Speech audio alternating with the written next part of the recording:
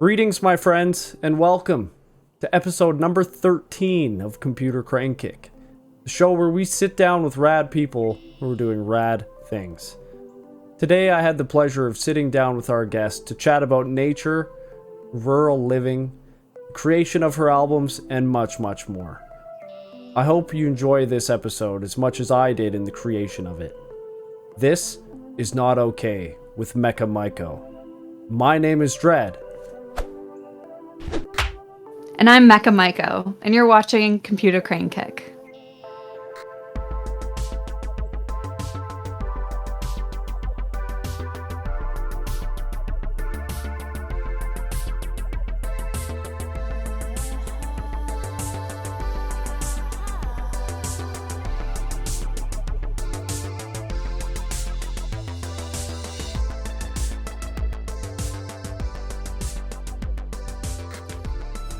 Mecha Maiko, everybody.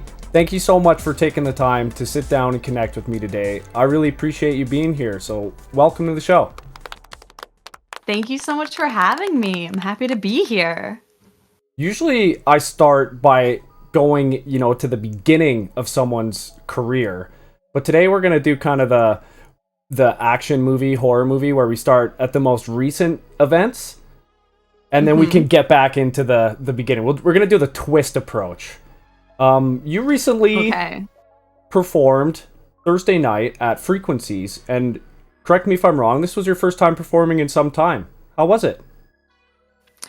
Oh, it was good. I'm really glad that I got out of my shell finally after the pandemic and did the damn thing, because for a long time I had a lot of excuses not to perform because I was living in the country and pandemic, nobody's doing anything, and then last year I was just kind of like a little hermit, and then this year I decided I better start doing shows again.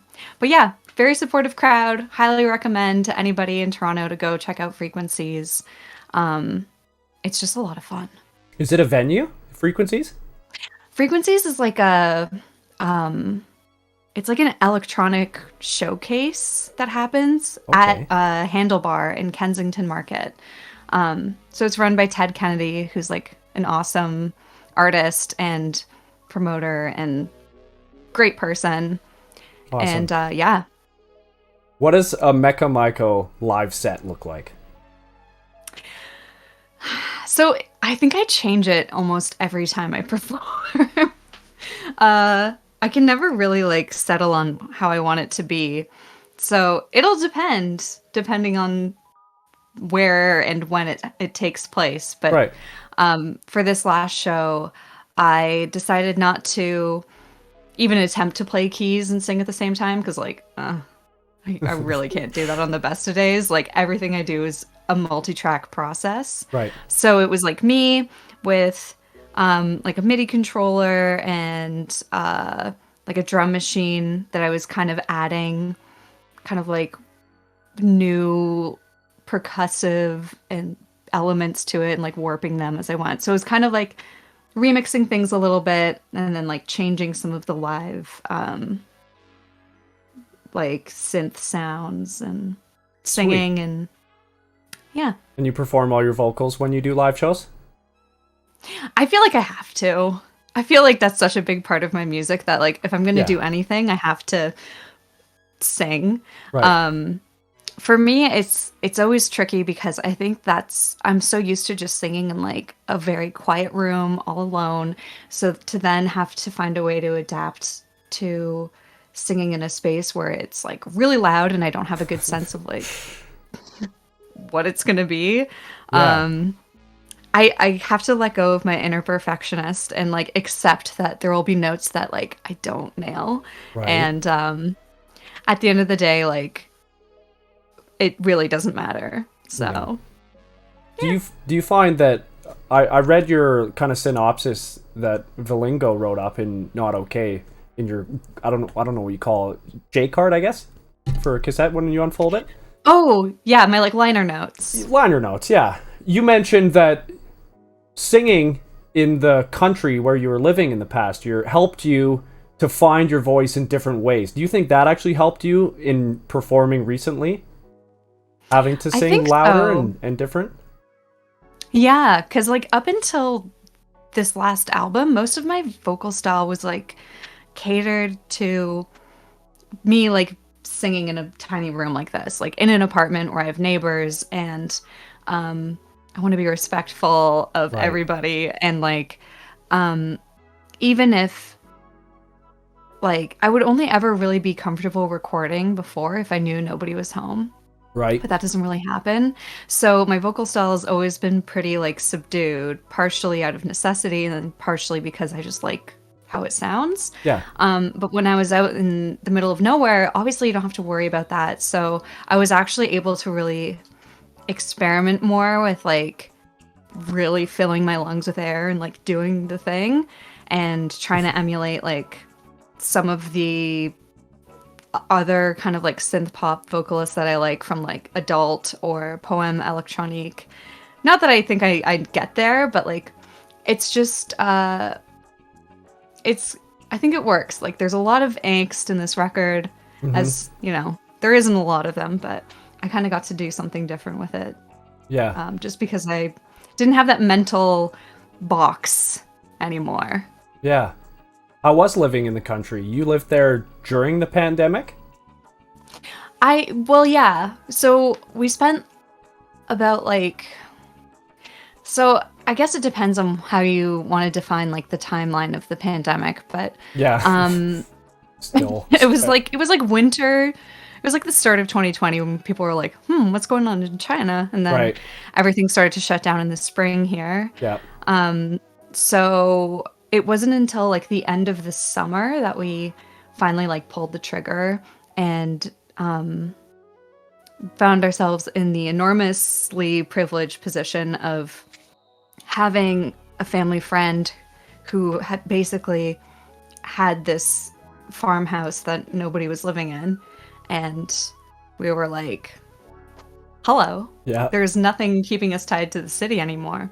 So it was a really cool experiment and like a good exercise in learning how adaptable we are. Like I feel like for a long time we felt like we'd been like comfortable and like hitting a bit of a plateau and like my priorities had started to shift. Like I didn't feel now that I was like working, my job has always been working from home. So I didn't Right. have anything like tying me to the city, but I also was like really getting into, I had like found out about like permaculture and was like taking these like free online classes and getting more into like sustainable agriculture and like gardening and biology, like all of this like weird outdoorsy stuff that is Yeah. like really hard to accomplish in an apartment. Yeah. And we did the best we could. Um, like filled up our tiny balcony like to the tits with plants. Awesome. But like it was this really cool thing where like suddenly it was like we could go and be on 100 acres Yeah. and do a lot of like observation and get to do all these experiments that like can't really do. And I hate saying that because obviously there's ways of like composting in a small space and like Right. making things work, but It's a I lot was just different. like, yeah, I was really hungry to like dive in on like a larger scale. Yeah. Yeah, it's a lot different rural living compared to city living. Is it something that you would like to return to in the future because you're back in the city now? Yeah. I really would. And it's funny too cuz like I think I was kind of bummed out for a few months when we moved back, but we have amazing neighbors and Oh, that's like a backyard, which is kind of unheard of in the Oh. city. So I can still do a lot of my like garden fantasy activities here. Yeah. And honestly, like just managing a small garden in the city is like plenty of work on its own. Gardening's a So ton I of can't work. imagine.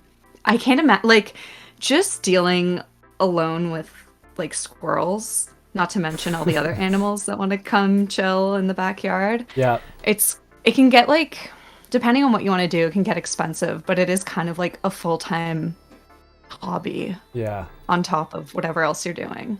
Yeah. Me and my partner own 16 and a half acres, and we live nice, quite rural, so I know exactly what you're talking about. It is constant upkeep to keep the property.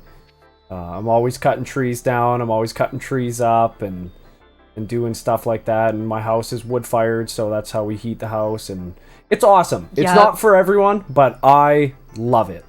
I love living this way. That was the thing. Like, it's not for everybody. And like when I tell people that we had to go to a spring and like collect all our drinking water or like start a fire every single morning, they're like, oh my God, that's so much work. And I'm like, and it makes you feel so good doing it. Yeah. Like, and it's weird. You're able to be present easier, I find, because you're constantly consumed with these small tasks that are a necessity on what you need to do. And for me, it helps take away from all the noise of like everything else in the world when I have this little piece of my own property and stuff that I have to focus on. I don't know, it really helps me to kind of pull away, and just being in nature is incredible for the mind. For me, it is one of the best ways to reset and to be able to just step out onto my porch and listen to the birds. And we have a creek that runs through our property, and that's all you can hear in the spring and summer. It's just so nice. It's so nice, and it just allows me to reset. But at the same time, you know, some people also love the sounds of the city, and I don't begrudge people that. It's just different living.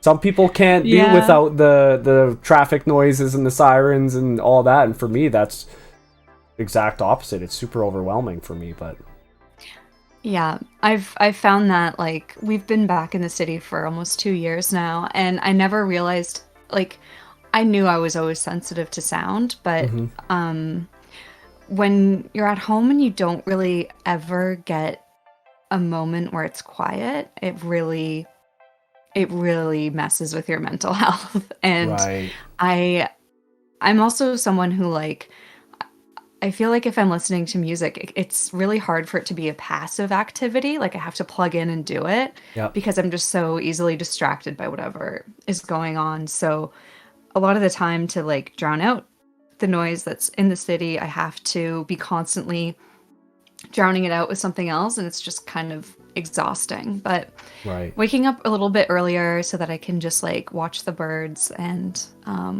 like, I'm in the city, but I'm in a pretty like sleepy street right now where it's a lot of like families, and it's not like when I was on like Queen Street, which is just like a party every single night. Oh, okay. But but like the neighborhood is starting to get a little bit more like boisterous. So I'm sure this summer I'm gonna be like trying, if like funds allow, to just spend more time getting out for whatever the craziest weekends will be here, and unplugging. Do you do any camping? Yes. I love camping. We did a like East Coast road trip and like camping adventure. We stayed in a yurt, and that was like not really like not true camping. It's kind of like glamping. Yeah. That's still great though. It's still a good disconnect. For sure. Yeah, I really miss doing backcountry stuff, but I feel like I need to like get into shape a little bit more before I attempt something like that. But I also like, I never feel it's so terrible. Like, I never feel motivated to exercise unless like I'm doing something. Like, I can't exercise for exercise's sake.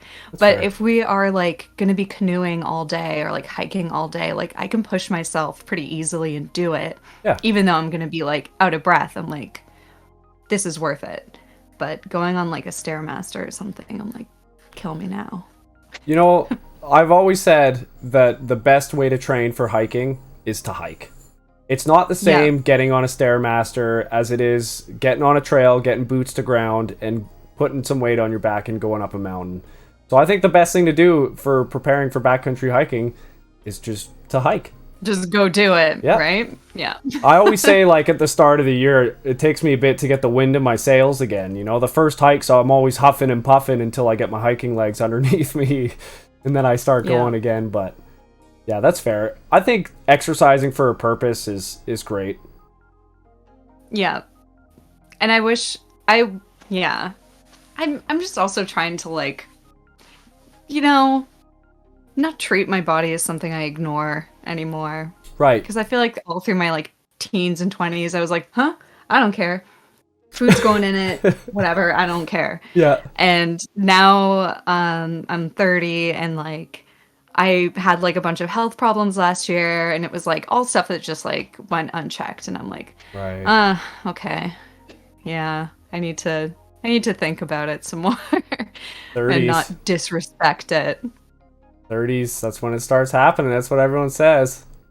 Dirty 30. You That's know? when I started noticing my body started betraying me a little more at about 28. Yeah. I was like, Yeah, you're like, what? yeah. I wake up and I have a shoulder that is thrown out, and I'm like, I did this sleeping? How did I do this sleeping? And you know, it's crazy. I'm lucky because I got into fitness at a really young age, and it became basically a huge part of my life since I was like 16 years old. So I've basically been huge into health and fitness since then. So it's pretty good for me. It's something that I need to do mentally more than physically. All the physical sides of it are great. Don't get me wrong. Looking good, feeling good, that's all awesome. But having that time that I go to the gym and I don't think about anything else and all I'm doing is the work at the gym, it's always been a huge outlet for me and a big stress release. And during COVID, I couldn't really do that anymore. And that's when I really discovered that I have pretty bad anxiety. And I always used the gym as an outlet. It was my iron therapy, whatever fucking meatheads want to call it. But when I didn't have that, I really noticed. And I've only recently rediscovered in January of this year, I started going hard again. It's been unreal for me. Yeah. It's something that, you know, doctors are always saying, like, the mental benefits that come from taking care of just taking care of yourself. Right. And yeah, like last year I had I was diagnosed with, like, blood clots in my lungs. Oh shit. So I was, like, really out of breath, like, pretty easily during recovery. And before with the diagnosis, I just thought I was, like, very out of shape, which is why I couldn't breathe. Right. But yeah, like, just forcing myself to do, like, walks every day. There's so much more that you're, like, taking in that is good for you. Totally. Rather than just, like, the movement. Right. Getting outside. Are you a bird nerd too? You said you like to listen to the birds. I think I've only, like, become a bird nerd through gardening, and also just, like, trying to latch on to any sense of non-human life in the city. Yeah. Because there's, like, this one shrub, like, right outside our like, backyard sliding doors, and there's always there's, like, a few different, like, bird families that live nearby. Oh, cool. So just, like, trying to figure out, like, what the hell is that crazy bird? And then you're like, oh, it's a purple finch. Right. And then I just, like, I let everything go to seed, and then I just, like, come snack on things through the winter, like, come right up to the door. And I made a bird bath for them recently, and they've been loving that. And Awesome. it's like, I'll be, like, lounging outside, and they'll be, like, 5 feet away from me taking a bath. And I'm like, I love you. Yeah. It's such a cool experience. Even just when they feel comfortable enough to just land on a feeder and feed beside you, and you're just, like, sitting there watching it. Hey, little guy. Yeah, I love that. And you're like, hi, thanks. Yeah. Hummingbirds get super comfortable too. If you have hummingbird feeders, oh my god.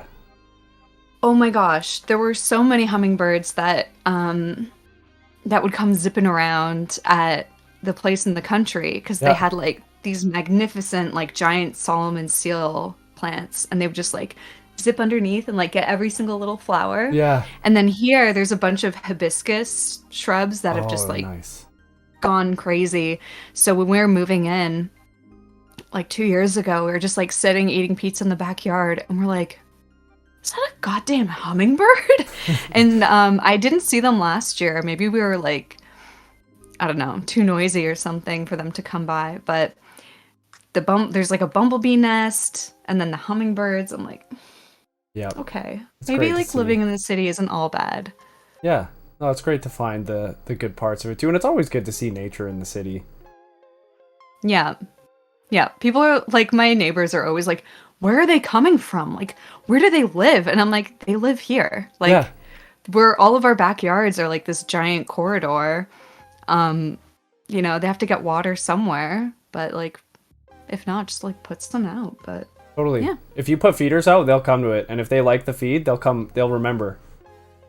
Mm-hmm. Hummingbirds are pretty cool like that. They'll remember and they'll come there all the time if they like it. If they don't like it though, they'll never come back is what they say.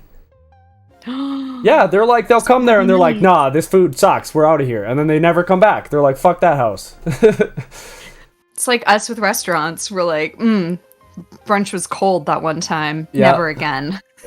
Forget all the 20 other times that you had an unreal meal. The one bad experience is all that it takes. Yeah. So you're talking about your gardening experience. I definitely read your liner notes and saw that Innocent is about you getting involved in a gardening forum and discovering that the person who ran it is essentially a cult leader. I need to know more about this. I need to know more about this story. Unfortunately, I think this is like really common within like kind of new age, like, I don't know. I think there's a lot of ideology that gets like tied into gardening. There's like the like master gardening crew, and then there's like people who have more like radical ideas. But anyway, like I got involved with this like gardening forum. It was like about more than just gardening, but I was like obsessed with this dude for like a long time who like ran it, and I was like, haha, he's like really funny.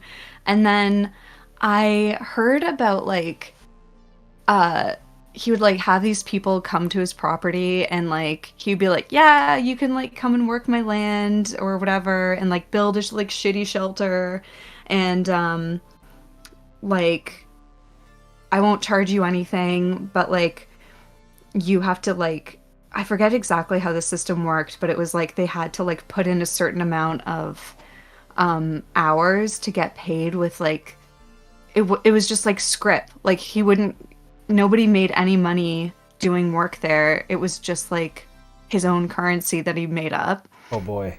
And it was like had so many problems with like there was like no water on the property, and like there were just a lot of stories that were kind of buried that I found of like people going there who were like basically like struggling with like homelessness and then ending up in like this really bad situation where they like couldn't leave, or they didn't feel safe and felt like super isolated.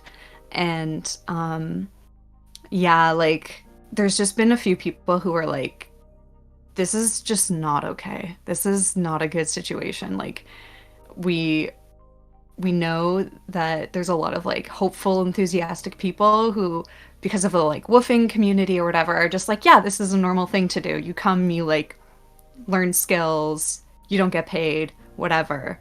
But I think there's like a kind of underbelly to it that's like not safe and not in the best interests of the other people. So It was like weird because he runs this like giant like gardening website that has a lot of great information on it, but then like yeah, there's this other side to it that's just not great. No. That sounds pretty awful, especially to take advantage of people in that way. There's always fucking leeches like that, isn't there? It's sad when you see that. Like, because I like I badly want to believe that there are like good communes and like good like kind of like anarchistic models of living that don't devolve into this like cult thing or like an Enforcing radical exploitative thing. beliefs kind of thing, even. Yeah. Like, I think it's possible, because I think we do need to come up with some new ways of being. Yeah. But at the same time, it's kind of like there's a lot of people who want to prey on that enthusiasm and that like open-mindedness in order to like take advantage of them. Yeah. Your album, Not Okay, was a lot of it was based on, correct me if I'm wrong here again, a lack of empathy in the world today. What do you feel about now, looking back at when you wrote it? Do you still have the same feelings? Or do you feel that anything's changed? It's so hard to say. I think I'm really disappointed that after basically a global shutdown, we just kind of decided to continue on as if everything is fine and not actually address a lot of the problems that were bubbling to the surface. So I feel kind of like it's not over. Like, I think that album is still very relevant, and like a lot of what I was writing I was writing before the pandemic really hit. So it was kind of, I was just having that feeling of like exasperation of like, what will it take for things to really change, which, you know, sounds so naive, because I think there's people in every generation who felt this way, like going back to when we were like medieval times or whatever. Doesn't mean you're wrong. Humans haven't changed that much, right? Which is sad. But yeah, it is what it is. So yeah, I mean, I think we're starting to learn a lot of lessons as we see like attempts at justice being served for a lot of the shit that we went through with Donald Trump's presidency, and just like we're trying, I think we're slowly trying to I don't know, like without accountability, like things are just going to fall apart in the world. So it's nice to see attempts at that in some spheres, but yeah, I don't know. I mean, I ultimately think people are good and kind and have a capacity for love, and it's just a matter of I think we just need a little bit more literacy to understand how we can be used and convinced of things in kind of dubious ways. Yeah, I don't know. It's kind of just the intersection of technology and how easy it is to manipulate our emotions. Yeah. And all that. Like, absolutely. We just need to be more aware of it so that we can kind of like check ourselves. Yeah, having awareness of technology and especially social media is pretty huge in how it influences our decision-making processes and everything like that. Especially the fact that the more things you look at on your phone, the more those particular things will show up on your phone. It's just these weird algorithms that enforce your own way of thinking. The more you search something, the more it gives you of that, instead of giving you opposing articles or things that are opposite of what you're thinking. It's so interesting that it just, all it wants you to do is click. That's all it wants, these algorithms, for you to go to these pages. It's always just about the traffic. It doesn't matter. It's just, what is this person most likely going to click? Well, they've looked at this, so let's give them more of that. And it can be draining. It's engagement. Yeah. Yeah. Yeah. Which is why I think like the pandemic was like going out into an area where like we had shit internet for a long time. Yeah. So I couldn't even interact with that most of the time. So it's kind of like we need to be able to curate our experiences some more. Like, I think I was a kid born in the 90s, like grew up online from a young age. And it's sort of like we live in these two universes. You have the physical world and you have the digital world. And the digital world has changed so much since those early days. And it's like been largely for the worse. Like it's not safe. Yeah. And I don't know. I just find like we shouldn't forget like to plug into what is tangible and real. And I think the more you interact with people, I hate saying it because it sounds so like overdone at this point, but like I've had conversations with people who have said things that are like a little bit racist or a little bit like fucked up, and you realize you want them to know that what they said is like not okay, but your first instinct isn't to scream at them. Like you you have to be like, shit, there's a relationship here and I need them to understand in a way that's not going to further isolate or radicalize them. Right. And it works. It works when it's like when you can confront them, but it doesn't mean you have to have fist fights with everyone. Like, but yeah, a lot of people don't have that self-awareness to be able to effectively communicate when someone says something wrong. You know, I think that self-awareness that you have is unreal, and a lot of people struggle to get that. You know, like you said, our knee-jerk reaction when someone says something that we don't like or that is perceived as wrong is to lash back at them. At least that's what mine is. It totally depends on the context. Yeah. Yes, absolutely. If it's just something small that isn't like, if someone says something that's blatantly racist, then yes, I agree that you could lash out pretty good at them and call them a fucking idiot or whatever. But having the mindset that you can further radicalize that person or isolate them is quite intelligent. You have to approach these things with tact, and I didn't even think of that in that context, the way that you can further isolate that person. It all depends on how you approach it. Yeah, and again, like I'm not trying to make an appeal to like white fragility or something, because it's, you know, but it's like you kind of, depending on the person, you kind of have to like cater your response to what your relationship is with them and all that. But yeah, it's difficult work. So absolutely. Yeah, I mean, some people are just fucking idiots and they need to hear it and be embarrassed and then deal with that and move on and grow, because I feel like that's what it's like being a kid. Like, you say shit and do shit that is wrong, and you know, if you have a good parent, they're gonna fucking tell you. Yeah, they're gonna put you in your place. Like, oh god.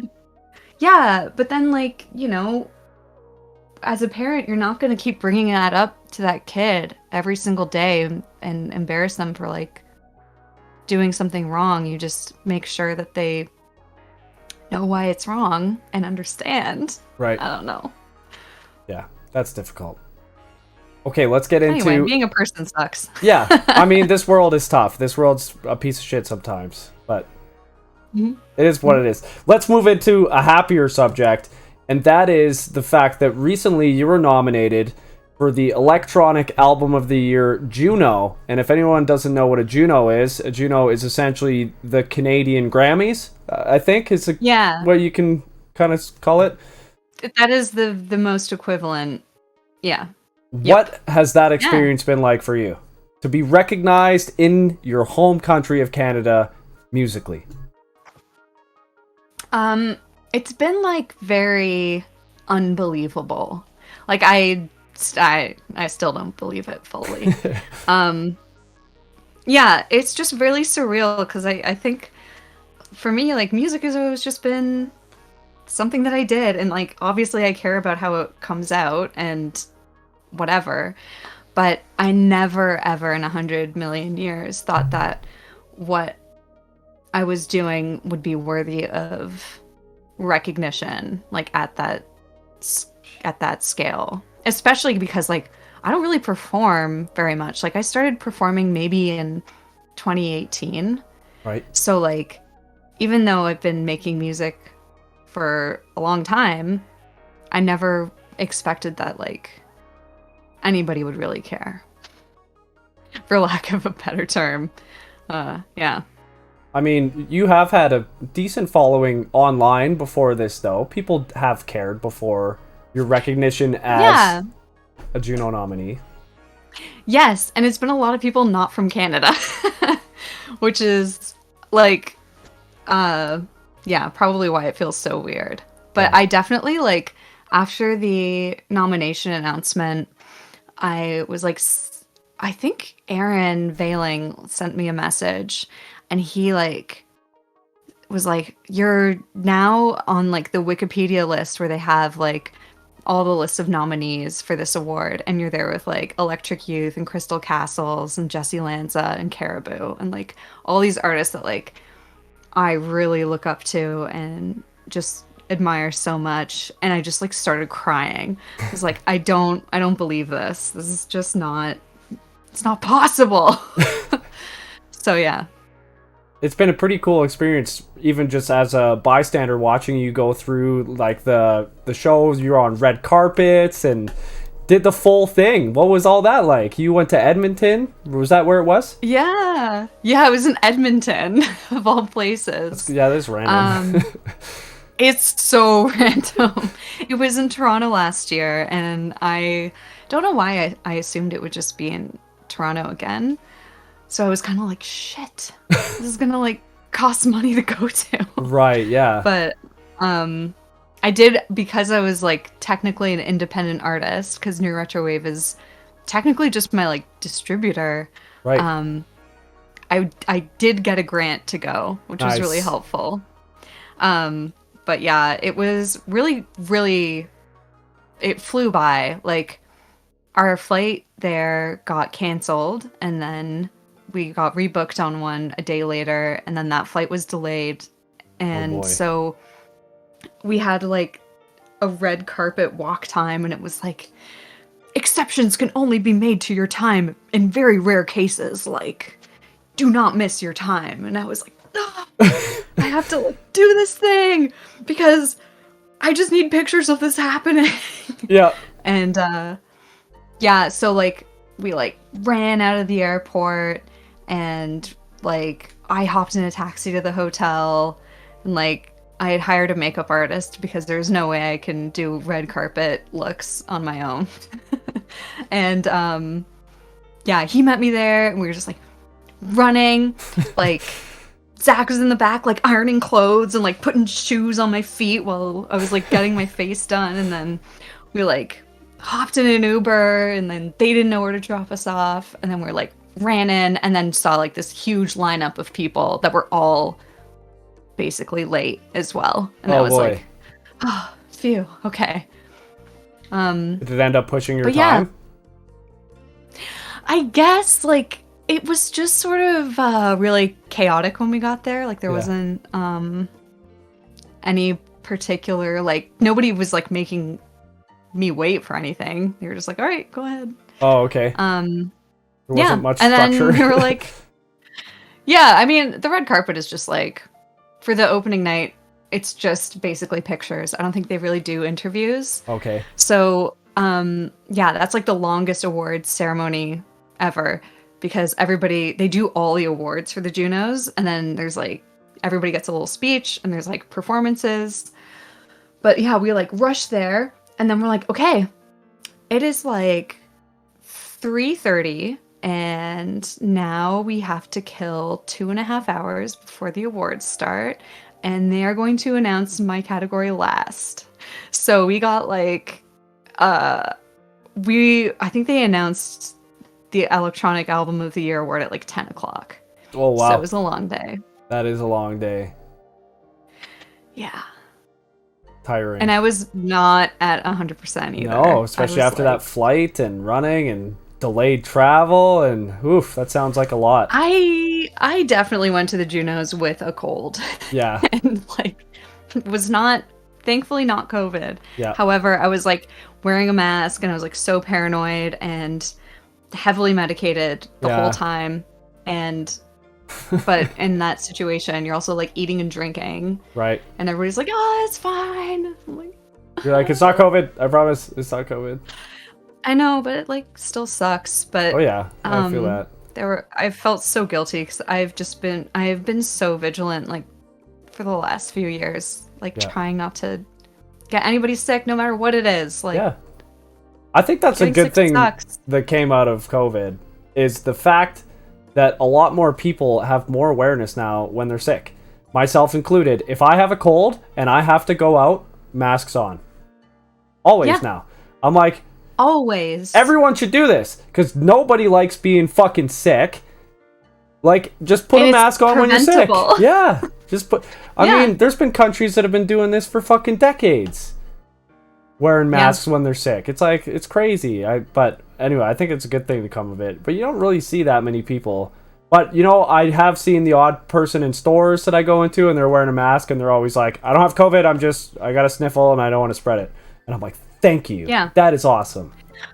Also, like, honestly, it's so hard to know you have COVID until you know you have COVID. Yeah. Like, if you have a sniffle, like, most of the times it's not going to show up on a rapid test until, like, you're deep in it. So, better safe than sorry. True. Has there been any opportunities that being a Juno nominee has afforded you thus far? Anything that you can talk about or you want to talk about, or? Like, what have I been able to milk out of it, eh? Yeah, I mean, you can call it that. Not much yet. Like, I really enjoyed just, like, you know, when you're there, you get to talk to people that you'd probably be too nervous to speak to because you're all there ostensibly for the same reason. So I don't know, like, I just got to network with a lot of really cool other artists. I got to actually talk to Teen Days, who was the winner of the award, and I had been listening to his music since I was in, like, high school. So I was like, this is really cool and really well deserved. And also really cool to be nominated alongside them. Totally. Yeah, I don't know. Just, like, getting to hang out with like Adonis. I love them a lot, and, like, Sydney Blue. Got some research I don't know. To do. I don't know these. Canadian artists. I did look up Rich O'Coin after I saw you post something, and I like his music. Oh yeah, his show is so worth going to if you ever have the chance. It's a lot of fun. Awesome. Yeah. Very interactive. And I don't know, apparently this should make getting grants easier. But I've kind of yet to apply, but I am in talks with a director about doing a music video for an upcoming song. So sweet. We're making sure to, like, slide that in. Yep. So yeah. That's exciting. A song that is as of yet unreleased. Yes. Yeah, I actually made it for the like Cyberpunk 2077 like Growl FM their contest. Yeah. And I didn't get in. But fucking sons of bitches. But, like, it's a very, like, synth pop. Like, it's kind of probably too goofy and sappy or girly for what they want. But, you know, now I have a cool song that I can release. And so it's good. Potentially make a sweet music video too. Yeah. Yeah, I'm really excited. We're not sure yet if it's gonna have, like, sort of, if it's gonna be kind of like a sister video to Phones, or if it's gonna be, like, something completely new and kind of sci-fi, but it'll be good. Yeah, that's exciting. Are you working towards starting this project, or is this just kind of something that you're sussing out right now? Well, the, like, application deadline is due, like, it's supposed to be done, I think, at the end of this week. So once we know if we can do it, then we'll probably start doing it. But I'm really excited because, like, the Junos for next year are happening in Halifax, and now I'm like, I feel like maybe I'm a little too big for my britches, but I'm like, I gotta put something out so I can go to Halifax. Yes, that would be cool. It's they do it for the previous year. So the Junos is in the following year, and they do it for the year of music that was released prior.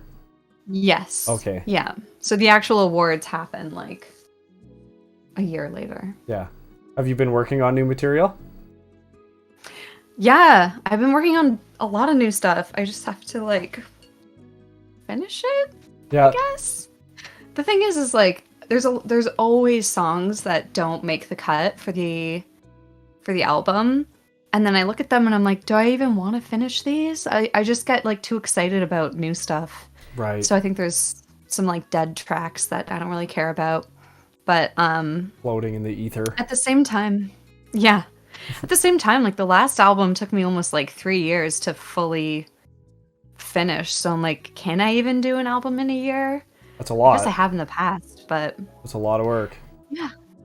Yeah, especially with like working on Hyperlink DreamSync stuff. Yeah. I was going to comment on that. We already have like. Yeah.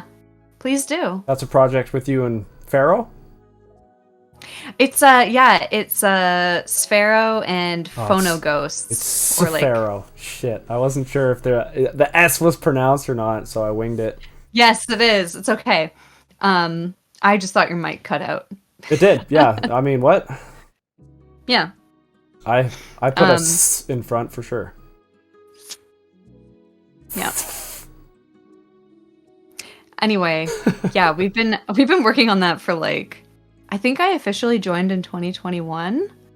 So yeah, we have a lot of songs that are like almost done. I'm really excited about it, and I wish our awards criteria weren't so strict about multi-country things, but I guess that's the whole point. It's Canadian talent. Right. If there's anything that contributes that is not Canadian in it, they're like hard no. It has to be like 50% of. I think there's probably a process of like weighting, right? Like who is responsible for what amount of the band. But yeah, it's whatever. We don't really need awards anyway. It's just kind of fun to sneak into those things. Totally. So you are now part of Hyperlink DreamSync, Mecha Maiko, which is your project, and you started with Dead Astronauts. Was that the beginning?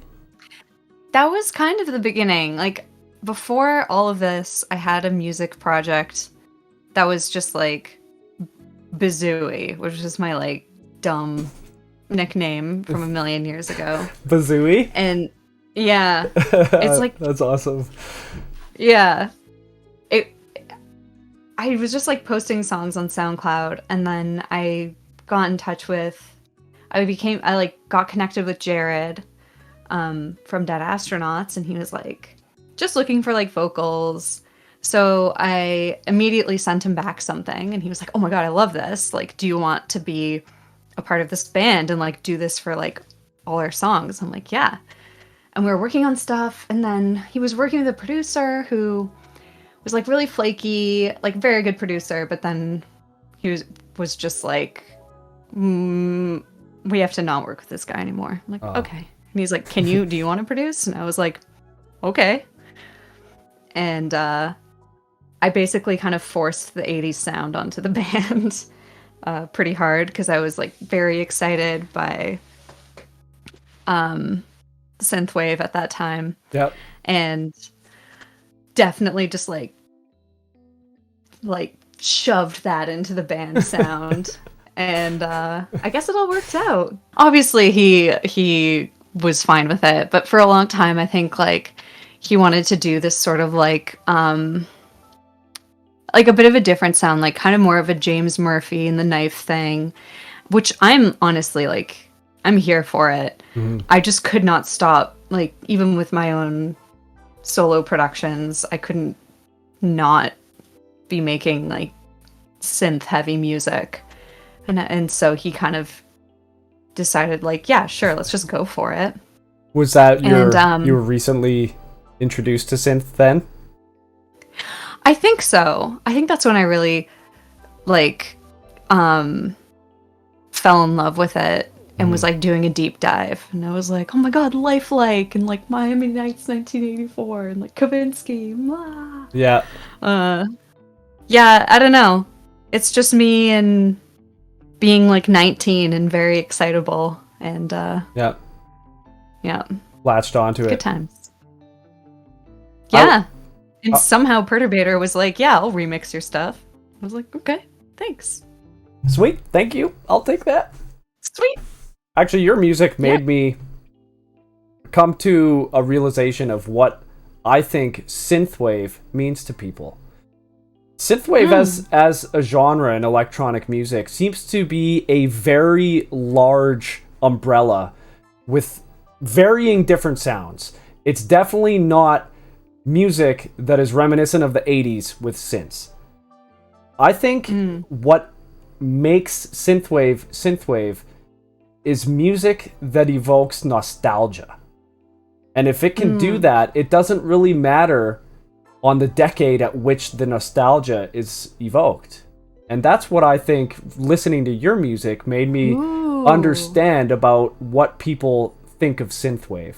Because your music has a lot of 90s and kind of early 2000 influences in it, especially in, well, at least that I thought in Let's and Not Okay. Yeah. So I was listening to those and I'm like, you know what? I think this is what synthwave is. Hey, I like that. That's like kind of a big deal, because for a long time, like, synthwave was just, I mean, I'm never one to want to get into like really nerdy Genres. Hypothetical discussions about like what genres like that's not my job. Agreed. My job is not to like classify what I do or what other people do. If you have an organization system that works for you, Iron Skullet, good job, go do that. Yeah. But like, I think most artists are kind of just busy doing the thing they want to do. Doing the thing. But anyway, that's huge, because for me, like, I had always thought of synthwave as being, you know, synthwave could be music from the 80s as well. Like, right. I think even the like subreddit synthwave is like, this is not for Outrun. Right. It does say that, and they're fucking hard about that. Jeez. Yeah. And honestly, like, I really love that music, and there's a lot of like more modern music that is made with nostalgic sounding like instruments that I really dig. Like, for me, the reason I wanted to use those instruments was because, like, I know in the 80s and everything, when all this technology was coming out, it was like really inaccessible to most people to like have a synthesizer, right? And B, it was kind of a novelty, and then the novelty wore off and people were like on to the next thing. And for me, I was like, these sounds are so beautiful, why the fuck would it be a novelty? Like, why abandon like the Juno when it's just such a great sound? So it kind of started off like in earnest of me just being like, I just love the way these synths sound. And especially like, I never lived through that music. It was always just it's still nostalgic, but in a way that's more like, I don't think of like palm trees and like grids when I listen to that stuff. It's more so like being brought into the universe that those artists are creating with their music. I don't know, does that make sense? It does make sense. And like, there's a whole like Y2K aesthetic revival, which obviously, like, being like a kid in that time, I appreciate so much of it.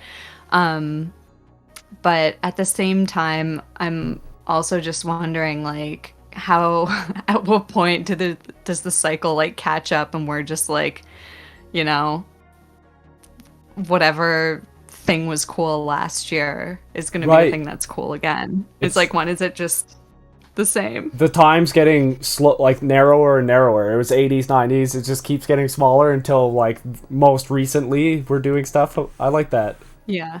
And then we have to be confronted with what our actual taste is. Yeah. Like I'm like here for like irony and fashion and design and all of that.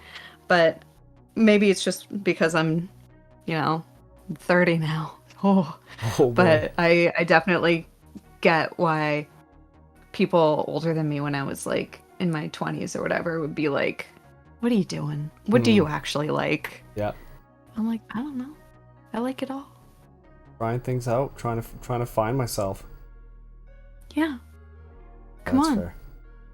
I can see that too. When I look at newer generations, sometimes I feel like the old dude that used to look at me as a younger generation and shake their fist at.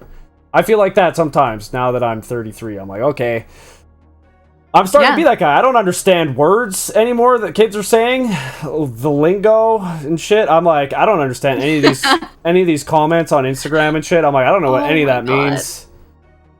Honestly, it's really flattering when like students like think I'm also like 22 and they like try to like at the show this lovely girl had a few drinks and she was like, oh, can you like do a sermon for us right now? And I was like, I don't even know what you mean by that.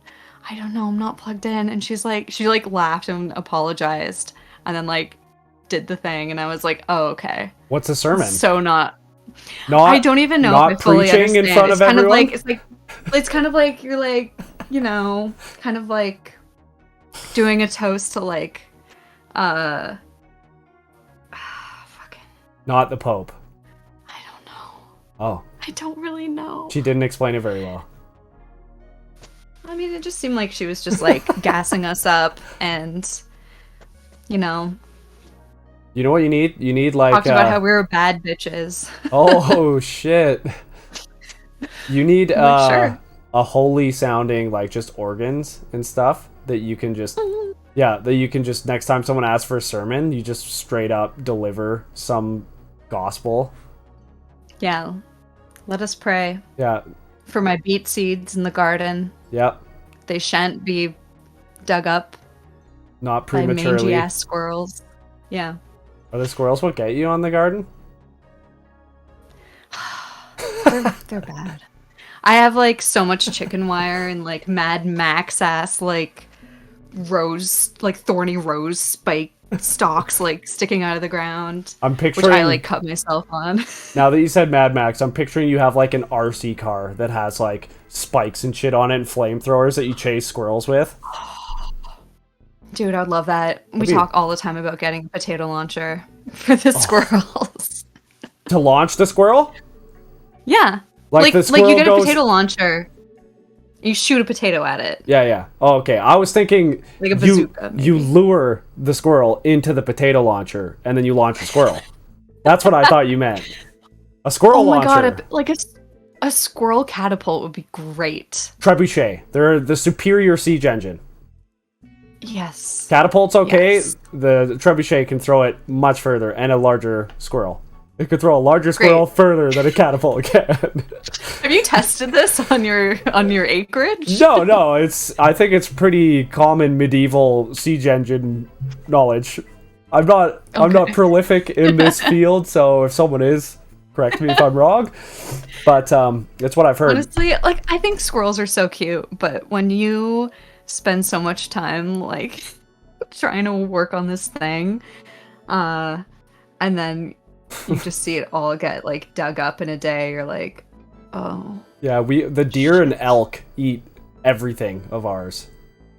Oh, and it's not just like a nibble, it's gone. Oh no, it's gone.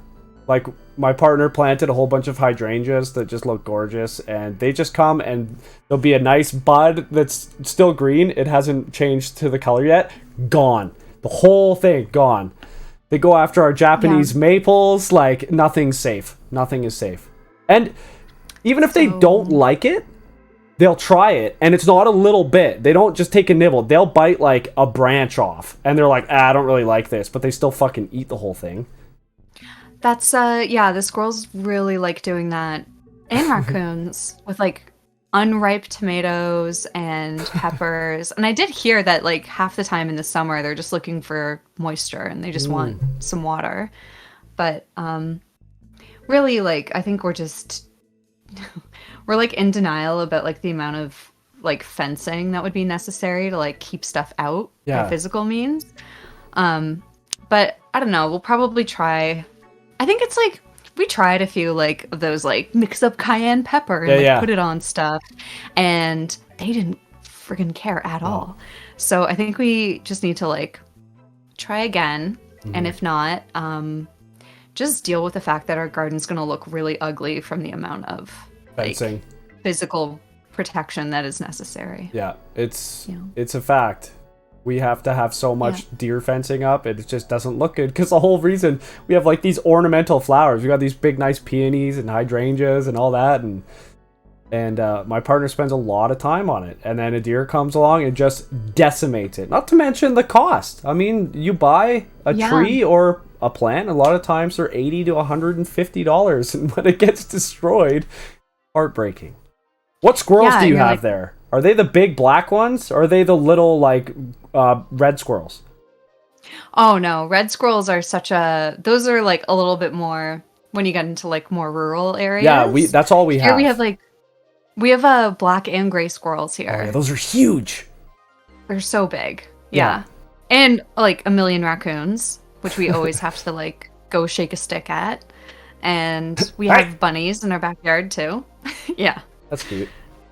And what else? I don't know. I really want frogs and like toads to come hang out, but I think I'd actually have to build like a proper need a little water feature pond. Yeah. They'll come though. Which like I kind of want to do it, but at the same time I don't know how much like money I want to throw into this place since we're renting, but that's fair. Might as well. Alpha Chrome Yayo did that. Yeah? He made this like awesome little, I don't know what it's called. I wish I knew. But it's a little teeter-totter that fills with water on one side. Oops. And then it tips and pours in.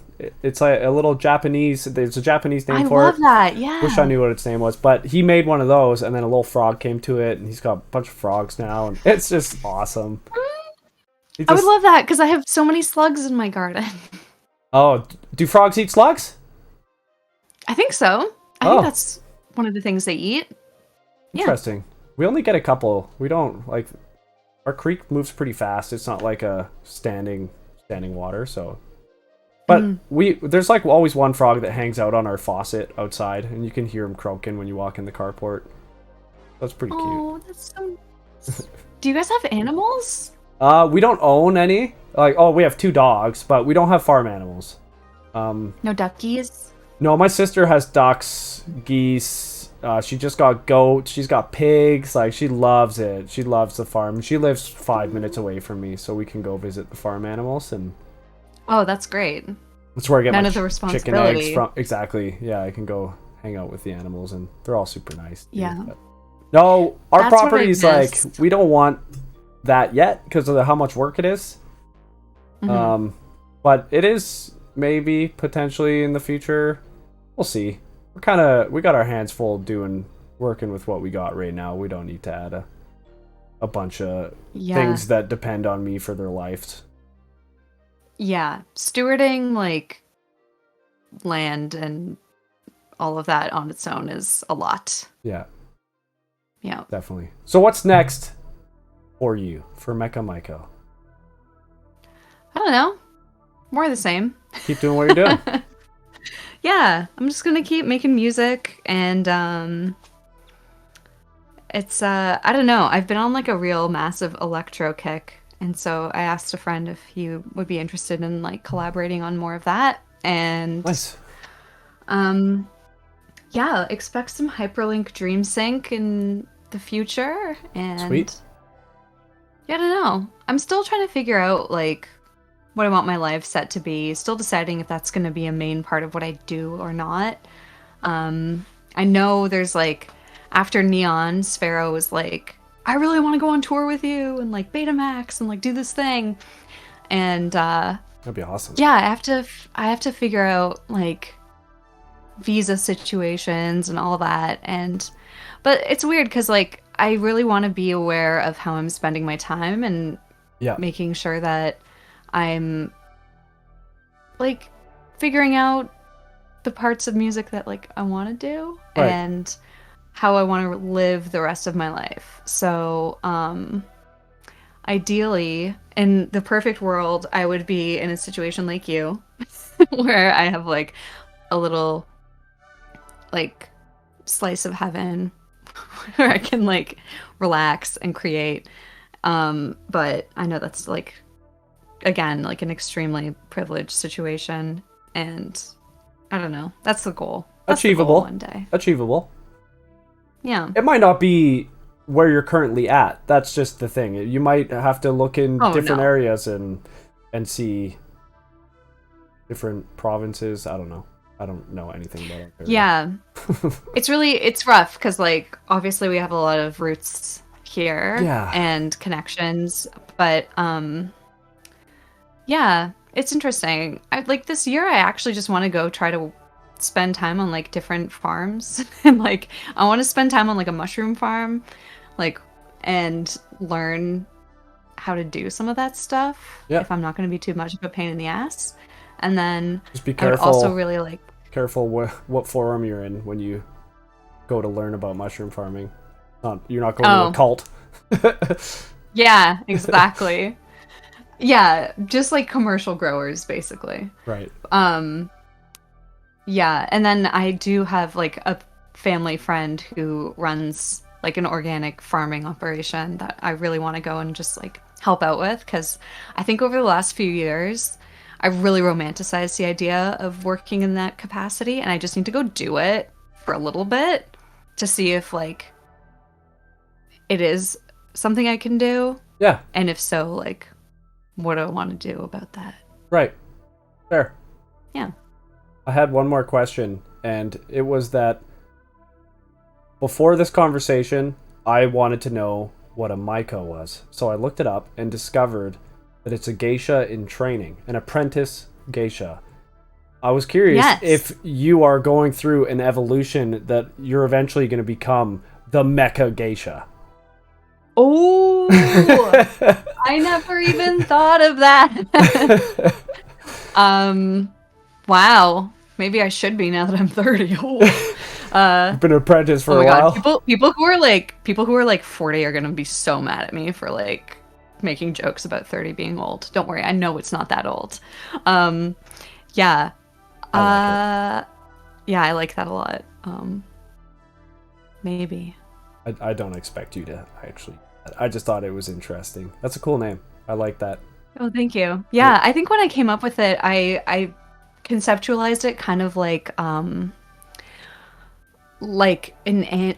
android Maiko. So she's just sort of like frozen in that temporary state, kind of like oh my gosh, is it Claudette in Interview with the Vampire? She's just like a little girl forever. Oh right, yeah. Vampire. So something like that, where you're kind of in this like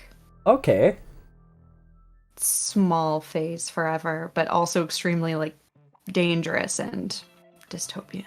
That's awesome. But I'm trying to like move away from glorifying dystopia too much, because I think we have enough of that. Our Earth is turning into a dystopia. No, I'm just kidding. I don't want to manifest it anymore. I want to manifest utopia. Yeah, I can agree with that. Mind you, I do really like post-apocalyptic dystopian movies. I know, right? It's so hard.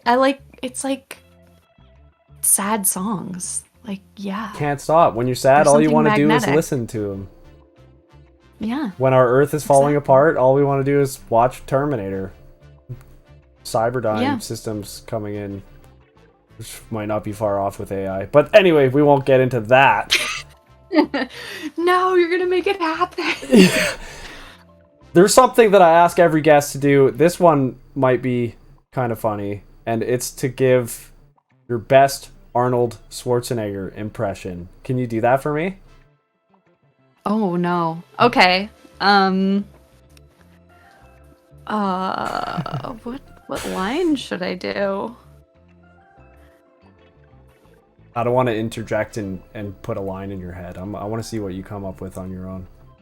Oh no, I haven't watched like a Arnie thing in so long. Oh, you don't have to And have by one. so long, I mean like a year. What'd you last watch with Arnold in it? Oh, Terminator 2. Okay, that's great. For sure. You can say, John Connor, it is time. You're good at it though. No, I just do it a lot. I'm still bad at it, but Oh no, I'm pausing too long. it's okay. We can wait. I can edit it too. I can edit some music in here while you're thinking. Yeah, the like Jeopardy music. Yeah, exactly. Man, I wanted to do like a cool deep cut, but I don't think I can because I don't. There's. I'm trying to think, and I just can't stop laughing at like how bad his voiceovers are. So, anyway. What else is there in Terminator? Come with me if you want to live. I guess I'll just do the classic. Hasta la vista, baby. Nice. I can't. That was great. I loved it. That was actually a line that I didn't even think of. The classic. That's one of his most well-known lines. I know. I was gonna get into bad. a deep cut. I was gonna start going into my CPU is a neural net processor, a learning computer. I have that's too so many. good. I have too many. I would love any and all of them. I love Arnold. That's why I get every guest to do it. He's just my favorite.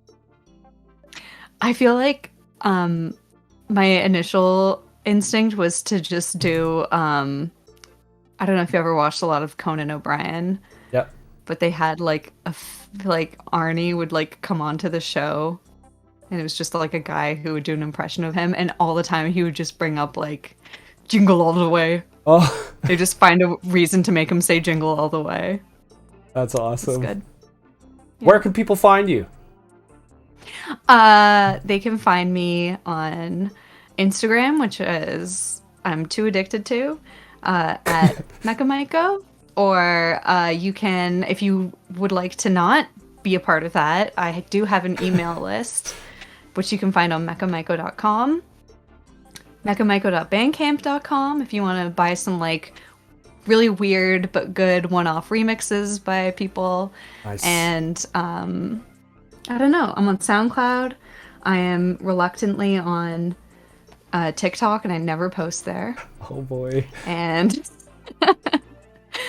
what else? I'm off Twitter because that was the hot thing to do, and I'm kind of glad. Yeah. And I'm on Twitch, but not often. Oh shit! What do you stream? If I don't. If I stream, I made it basically during the pandemic for like live streaming things. Yeah. Like performances, right? Or like DJ sets. Yeah. But I think it would be fun to do some like backyard DJ set streams. Nice. In the summer. That sounds awesome. Maybe that'll be a thing. Sweet. I'll keep my eyes peeled. You have a link tree as well, I believe. Yeah. That's like anything that is new and exciting. And pertinent. I'll post all of that in the description so you can find everything nice and easy. But thanks so much for sitting down with me. It's been a pleasure chatting with you about all things synth and gardening, and it's been a pleasure. Oh my god, it ran the gamut, eh? Yeah. Yeah. We hit everything. Hopefully nobody's too mad about some of the things we talked about. I usually hit movies really hard and talk forever about movies, so we didn't do that, and that's probably a good thing. It's good to, get out and talk about some other things. Yeah, loved it. This was awesome. Appreciate it. Thank you.